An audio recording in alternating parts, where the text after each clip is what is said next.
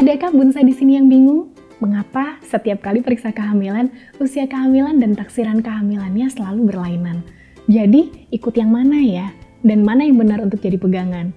Santai yuk, gak perlu bingung-bingung. Simak lengkapnya di video ini, tapi sebelumnya subscribe dulu dan nyalakan tombol lonceng agar bonsai bisa mendapatkan notifikasi saat ada video baru.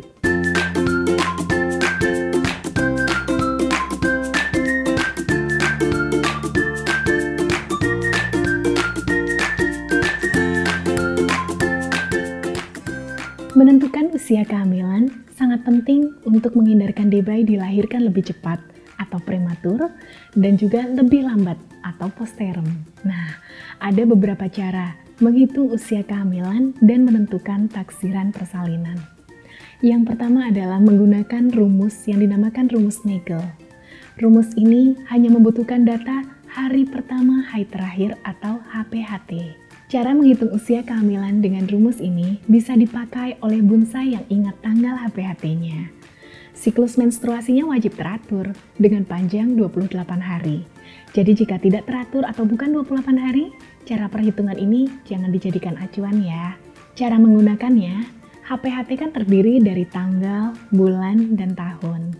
Untuk tanggalnya, tambahkan 7 hari. Untuk bulannya, mundurkan 3 bulan. Lalu tahunnya perlu disesuaikan.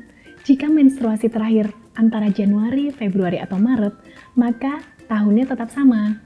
Tapi di luar bulan tersebut, tambahkan 1 tahun berikutnya. Contohnya, bila hari pertama haid terakhirnya berlangsung tanggal 6 Januari 2021, maka perhitungannya tanggal 6 ditambahkan 7 menjadi tanggal 13. Januari dikurangi 3 menjadi bulan Oktober. Lalu tahun tetap di 2021, sehingga taksiran persalinan adalah 13 Oktober 2021. Nah, namun lagi-lagi, cara ini sudah mulai ditinggalkan karena melesetnya bisa 2-3 minggu dan kadang bonsai siklusnya tidak teratur, kadang lupa atau tidak yakin karena tidak tercatat. Cara yang kedua adalah menggunakan tinggi fundus uteri.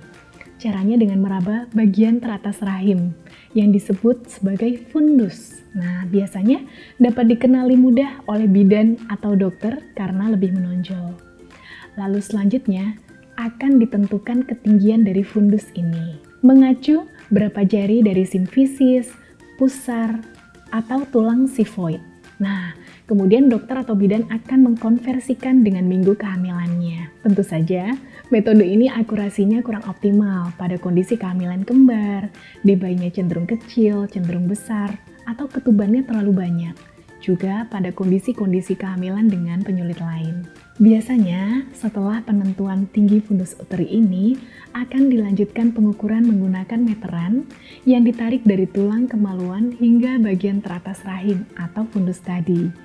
Kemudian akan dapat membantu memperkirakan taksiran berat janin secara klinis. Cara berikutnya adalah dengan mengingat kapan gerakan awal janin. Bisa dijadikan sebagai data pelengkap. Hanya perlu mengingat kapan getaran bayi sudah mulai dirasakan. Pada kehamilan pertama, biasanya usia kehamilan sekitar 19-20 minggu saat getaran pertama terjadi, yang disebut sebagai quickening. Pada kehamilan kedua atau selanjutnya, gerakan awal ini mulai dirasakan lebih cepat di 15-17 minggu. Nah, kemudian selanjutnya akan diperhitungkan usia kehamilan berdasarkan gerakan janin tadi. Cara terakhir ini adalah cara yang paling direkomendasikan, yaitu pengukuran usia kehamilan dan taksiran persalinan dengan ultrasonografi atau USG, terutama jika dilakukan pada trimester pertama. Di era masa kini, taksiran persalinan melalui USG dijadikan acuan yang paling reliable, terutama jika dilakukan di trimester pertama antara usia kehamilan 7-13 minggu. Dokter kandungan bonsai akan menentukan panjang dari kepala sampai bokong bayi, dinamakan sebagai CRL atau crown ram length, di mana akurasinya dinilai paling tinggi, karena deviasinya hanya sekitar 5 hari. Mengenai usia kehamilan, perlu dipahami bahwa usia kehamilan bukanlah usia pembuahan, karena hasil pembuahan atau konsepsi baru terjadi sekitar 14 hari dari hari pertama haid terakhir, sehingga usia konsepsi biasanya 2 minggu lebih kecil daripada usia kehamilan. Maka kadang yang menikah setelah haid lalu tidak mendapatkan haid kembali di bulan berikutnya, usia kehamilannya lebih tua daripada usia pernikahannya. Jadi, mari berkata baik dan hindari menjadi julid kalkulator online ya. Mengenai taksiran persalinan sendiri, karena baru berupa taksiran, biasanya dijadikan acuan usia kehamilan 40 minggu kehamilan. Namun, tanggal persalinan bukanlah sesuatu yang dapat dipastikan. Di usia kehamilan 38 minggu, di mana organ-organ debai sudah matang, maka ada kemungkinan tanda persalinan di usia 38 minggu ini. Dan tanggal tersebut juga bukan merupakan batas keharusan lahir. Jika kondisi debai, plasenta, dan ketubannya masih baik dan memungkinkan untuk dipertahankan, maka masih mungkin bonsai melewati tanggal tersebut dengan pemantauan dari dokter. Namun memang disarankan untuk tidak melewati usia kehamilan 41 minggu, karena di atas usia 41 minggu akan menaikkan risiko kematian debai dalam kandungan. Nah bonsai, itu tadi cara-cara menentukan usia kehamilan. Ternyata penting ya untuk menentukan taksiran persalinan sehingga debai lahir pada waktunya, tidak prematur tapi juga tidak lewat waktu. Semangat!